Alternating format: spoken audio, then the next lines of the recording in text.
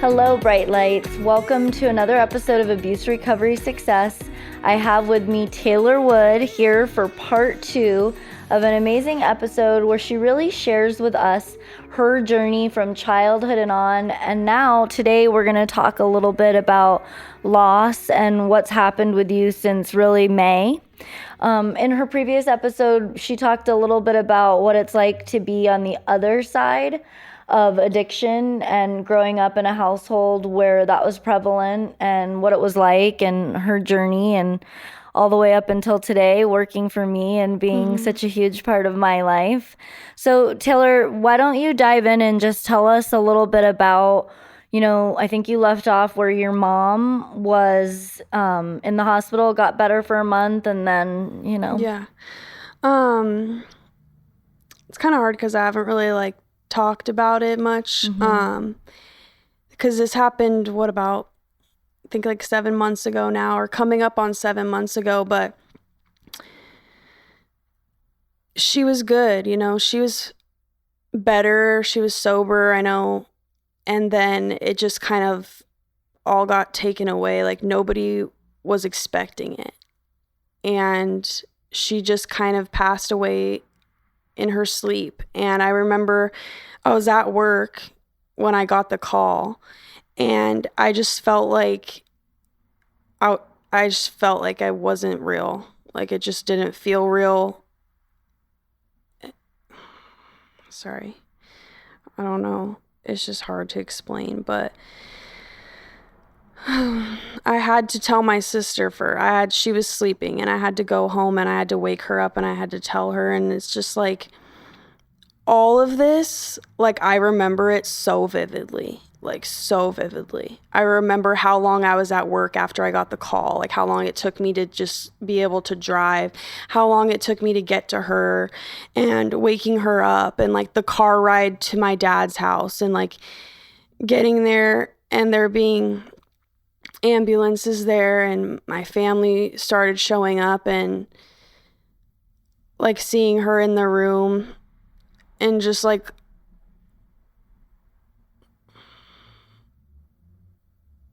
is the hardest thing was looking, and it's that's your mom, but she's not there, and not having, it's really hard because I was supposed to actually go over there the day before, and I was just really tired, and I didn't go, and I just kept thinking that was my chance to say goodbye or even just be there, and I didn't go.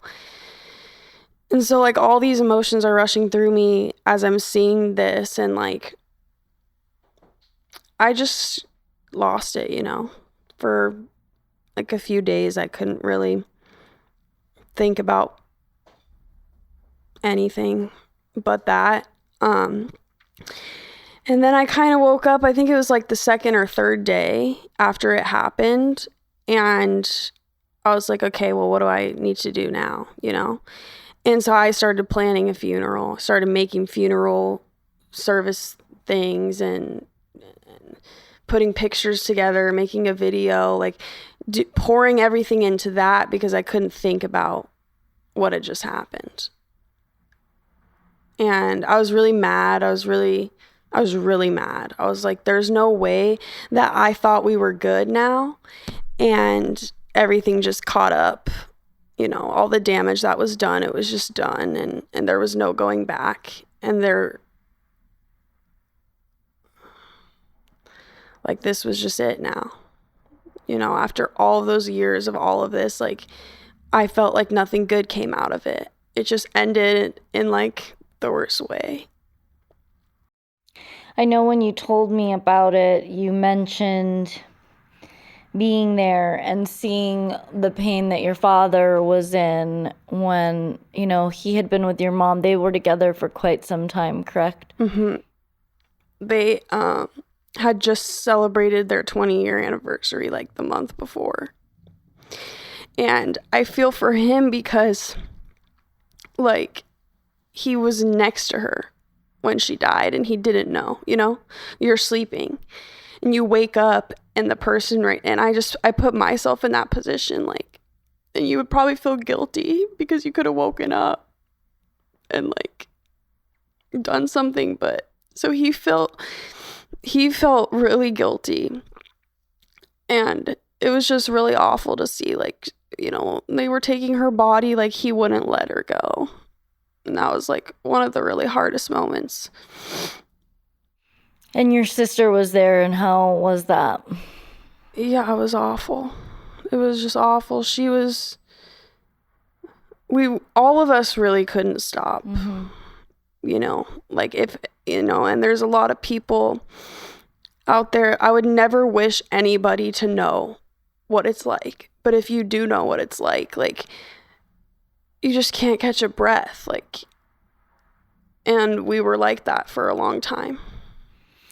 I feel like I'd like to take this moment in talking to listeners because, you know, we could be speaking to you, and you could be somebody suffering right now in addiction and trying to choose what your next steps are going to be. And then, like you touched on, Taylor, in our previous episode, you know, you spoke about dropping your mom off at a rehab. Mm-hmm. And her calling and being upset and crying, and your dad wanting to go and pick her up, and that's what you guys did. And at the end of the day, I think all of us, if given the choice, would rather put our loved one through that 5 times than have to go through what you and your family have gone through. And if you're the addict watching this, it's like, you know, we have an opportunity, we have a chance. There are resources out there that you can utilize so that you don't have to end up in this situation, because it is beyond painful. I watched you go through it all, and you're still not the same person, and you probably won't ever be. You know, I mean, you won't ever be the same person. Tell me a little bit about what those next few days for you and your family look like, because like you said, you were throwing yourself into all of that, but what else was going on? Well, real quick, before I touch on that, I also want to say, like, if you're, you know, the addict and you're listening, like, I know that it's hard because I watched my mom struggle to get sober, but it's not impossible. And, like, she's not going to be there for many important moments in my life. And I feel like, you know, doing the work and the hard steps to get sober is definitely worth all of those moments, you know, that we're not going to have. So, the next few days after the day that my mom passed were just like, it's really hard to explain, but it's just like, it felt like all one day. It felt like the longest day ever. Like, a whole week felt like one day, and it just was all just this revolving, like, circle of waking up and crying. Like, me and Mackenzie couldn't sleep. Like, we would just cry, like, in bed, and like wake up and cry, and like it was just crying all the time. And then there would be like points, like, for hours where, like, I was so exhausted from crying that I would just like sit there and just not know like what to do. But then, like, another thing I feel like about grief is, like, when it happens, like somebody dies, or at least for me, all of like the good memories were coming back to me, and that was making me even sadder. Because if it was just bad memories, you know, it's kind of messed up, but part of you is like, okay, it's over. But it was all of the good memories. And, you know, this is my mom. There's years and years and years of good memories, and those were all coming back to me. And it was really hard to let go of, like, never being able to have that again. So, yeah, I mean, the days after were hard. It didn't get any better. It just honestly was the same or worse as the days go by. And then I was, like, looking through old pictures, and it just, all those things, it really, you know, messes you up. And there were people, because I've had a lot of death in my family. Like, I've lost both sides grandparents, 2 uncles, aunt, cousins. Like, I've lost a lot of people. And what I didn't really realize is how it affects you differently when it is like your mom or your dad. And I started to feel for like my cousins, and even felt for my mom, because she lost both of her parents. And I just thought, this is a pain that that never leaves you, So I know when we talked about it, it was like you had, life keeps on going, and it's hard because what do you do when life keeps going? Yeah. So at first, I know you felt kind of like you're just in this haze. But what did you find, like, for coping strategies? What did you do? I know you and your sister found a lot of support in each other, but what else did you do? I just had to get back to my life in order to feel normal. Like, I was able to, for a week, just be in it and be really messed up. But after that, it was like, okay, as much as you kind of want to just be like that, you just don't want to do anything. You don't want to be around people. Like, you have to pull yourself together. And like, that's what I did. And I went back to work, and I went back to my people that I'm, around. And you just slowly start to be like, okay, I can still do these things. But the really, where it gets hard is when like you get reminded of something, or, because then it's like you can't control that in the moment. But I feel like for me, it was just getting back to my life. And then if I didn't have my sister, I don't know, because she's the only other person that like really understands like that, like our mom's gone, she's the only person that knew her like that. So we did find, support in each other. And it was hard because we both, for a long time, were like, what do we do? Like, how do we distract ourselves from this? Like, what do we do? We got 2 cats. That was a good distraction. But it's scary too, because, and this is good to know too for like people out there, like, if you have addiction in your family, like, and I told you this too, I don't know if you remember when we were at the gym, but I was like, honestly, I could be totally screwed up right now. I'm allowed to cuss. I could be so fucked up out of my mind, like on all sorts of drugs, alcohol, partying every day, not showing up to work. Like, that's how I felt like I could have just said fuck everything and gone off the rails. And I was worried too that my sister would, because I knew that I had the strength to not fall into the same patterns that just destroyed my family. But I wasn't sure that she had that. And I'm grateful to say that, like, I feel like we're both going to be okay. But it's definitely a scary thing not knowing. Like, one of us could end up just like that. Well, I was going to ask you, because you had your own way of dealing with things, but your family might have had different coping strategies or mechanisms. And would you say that during this time it brought you closer, I know, to your sister, but do you feel like there's areas it brought you separately from people, or even with your dad, Yeah, I mean, like, how do you think it affected you? Because I feel, again, and I haven't had a lot of death, like, it could push people away from each other. It can push them closer, or just even if you just experience it in a different way. Yeah, I mean, everybody experiences it differently, I feel like. But I personally feel like I had a little bit of both. Like, I would be pushed away from my family because, like, nobody, and I don't want to say nobody, like, if you're listening to this and you're like, I reached out to you, like, okay, but how I personally feel is nobody asked me how I felt. Like, nobody, like, for the first week or so, everybody was checking in on me. And then after that, it was like nobody was checking in on me, but everybody was checking in on my dad and my sister and everything. And I was daily. So I feel like yeah,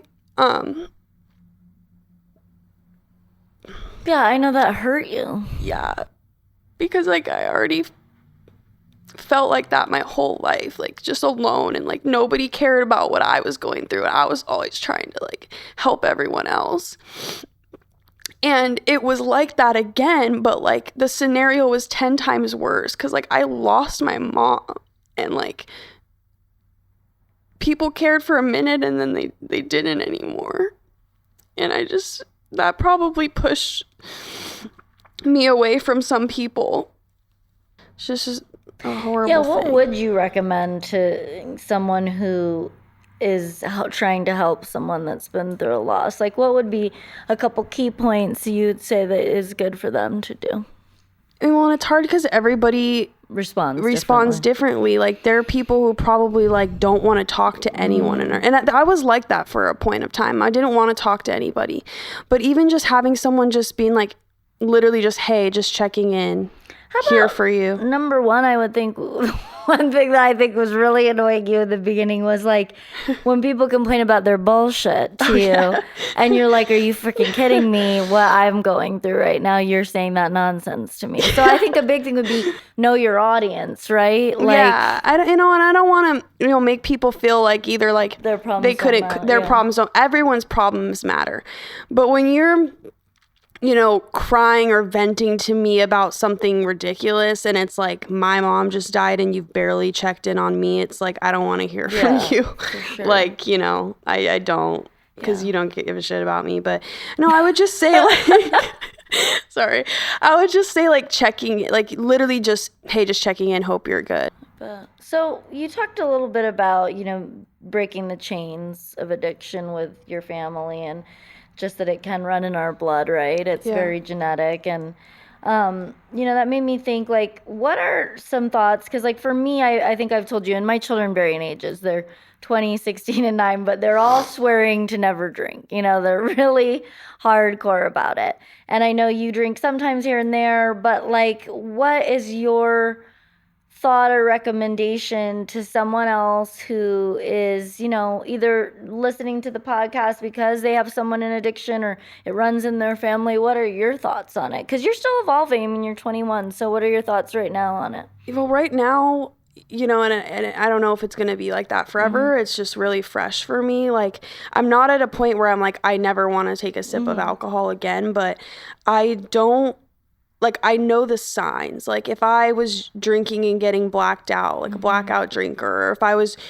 drinking like daily, or like drinking because I wanted to get really drunk, or like something like that to me is like, no, Taylor, stop, So how I feel about alcohol right now is like, us who have addiction in our family really need to be careful and smart. And that might look like different things for you, like, but for me, it's like, if I was ever at a place where I was blacking out, drinking to get fucked up, or drinking because I wanted to forget about something or not feel something, that would be when I would say, you need to stop. For sure. I think that's smart and wise. And at least, you're aware of it and kind of thinking through it. So what were you going to say? Well, I mean, it's just, although I'm aware of it, it's scary, right? Like, there could just be a day where I'm just like, fuck it, I'm just gonna start drinking, and I tell you this, I'm like, what would you do if I just started being crazy, I don't know, like, and would people even know? Because my mom was really good at hiding it. Like, would I just be a liar and just walk around and just be drunk all the time, and would anybody really know? Like, I think about these things, like, it's scary. It's like, I don't want to end up like that, but I know that I could. And it's really scary, and I just have to be careful. So I think the main takeaway from that is, maybe just some people abstinence is good, and other people be careful, guard yourself. I mean, I think so much of our life is guarding ourselves, whether it's guarding ourselves from toxic people, whether it's guarding ourselves from friends that don't really care about us and aren't there when we need them, whether it's guarding it from a toxic relationship, a mean guy, whatever it is. Like, we need to guard ourselves. And if you are, a child from an addictive background, then maybe it's guarding yourself against, towing that line into addiction and just being very cognizant and aware of it. And I feel like you're a very mindful person, and you spend a lot of time in self-introspection, which is very unique. And I think it's why you excel at a lot of things. So I think as long as you can keep that in stride, you'll be able to catch yourself. And I'll guarantee you I would know. Yeah. If you were walking, I'd be like, what is this bitch doing? And that's something too that's very unique, like in my story, is that I was at a place for so long where I was so alone and I had nobody to talk to, nobody who understood, in this like family and dynamic that I couldn't get away from. And then to have met you and have you be somebody who was also, in active addiction, and then completely turn your life around, start a podcast, like, and now I'm here, like that just to me sounds like it's meant to be, like that I have you. And if anything ever happened, or if I had those feelings, like I could go to you and you'd understand. And that's something really unique. For sure it is. So Taylor, before we wind this one down, I want you to think of like anything you want for the listeners to really, maybe they've lost someone. Like what would you tell them? You've mentioned some of the things you've done to dig your way out, but like who you were in May to who you are now, you have your moments, and I know a lot of that strength, and sometimes it's an act, to be quite frank. True. But what are you doing right now to be whole and to be okay in your own body? Yeah. Well, I do want to say too, before I get into that, like I have a lot of guilt about all of it. Like I have a lot of guilt about, I shouldn't have moved out a year and a half ago. I should have stayed. I should have taken all of the last moments with her. I should have gone that night before. I should have called her more.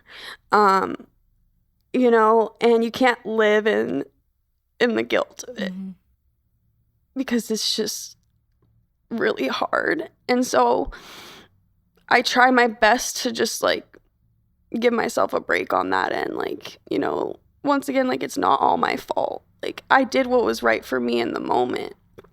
And unfortunately that was like distancing myself a little bit. Yeah, but you had boundaries, Yeah.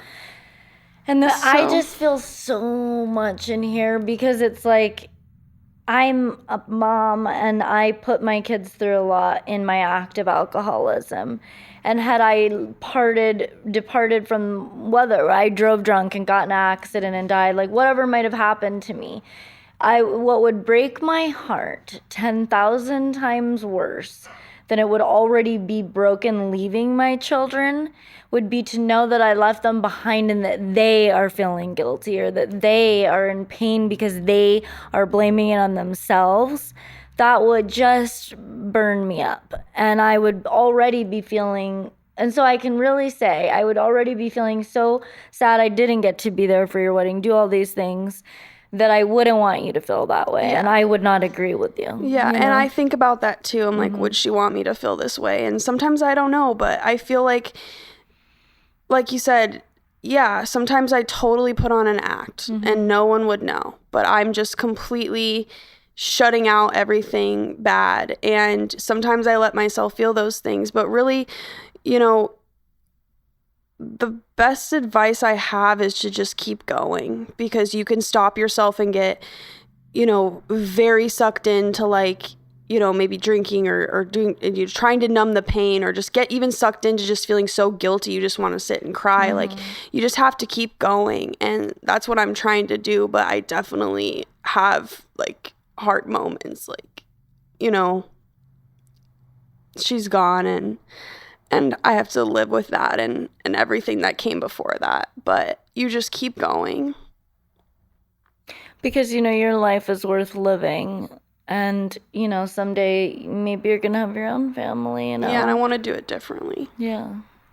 And you might be somebody's mom and you're going to be a great one, I think that you've displayed incredible strength and, I have watched you really fight through it, and I have definitely been impressed. Thank you. So, I think when you and I tell people sometimes, like, we have to put on an act, there's all different, everybody's entitled to their own opinion, but I think sometimes you have to be strong and you just keep pushing and you wait for a better new day, and I think I haven't had the loss that Taylor's had, but I have had other things that have happened to me that are really rough, and I just sometimes you don't feel like you want to go another day, which I'm sure you felt so much of this time.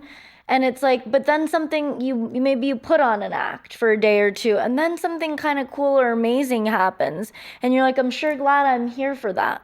Yeah. You know, and it's even happened to me with my kids. Like, you know, I've hit lows, really bad lows, especially at the end of my drinking, and then I'll be with Jace for something, my 9-year-old, and he's experiencing something and it's beautiful. And I'm like, gosh, I'm glad I'm here. I'm glad I didn't give up.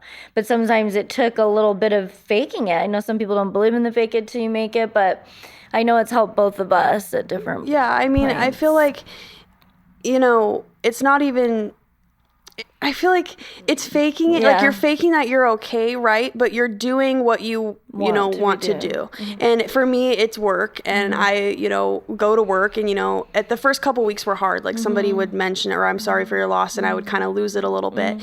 But then I would turn around and I would have a win, and I would be like, that's, what I'm here for, is to just like find the little wins and things after losing so much. Yeah. And it reminds you that you're still alive. Yeah. Yeah. So what would be your last parting words for the listeners on just pushing through grief and guilt? I'm still figuring it out, and every day is hard, but, I would just say, like, be grateful and, like, cherish, moments, because, the rug can just be like ripped out from underneath you at any point, and you don't want to have any regrets. So just live your life like how you truly feel in your heart. And, for anybody that has like lost a parent, like, I'm so sorry, because it's really like one of the worst things, if not like the worst thing that could really happen.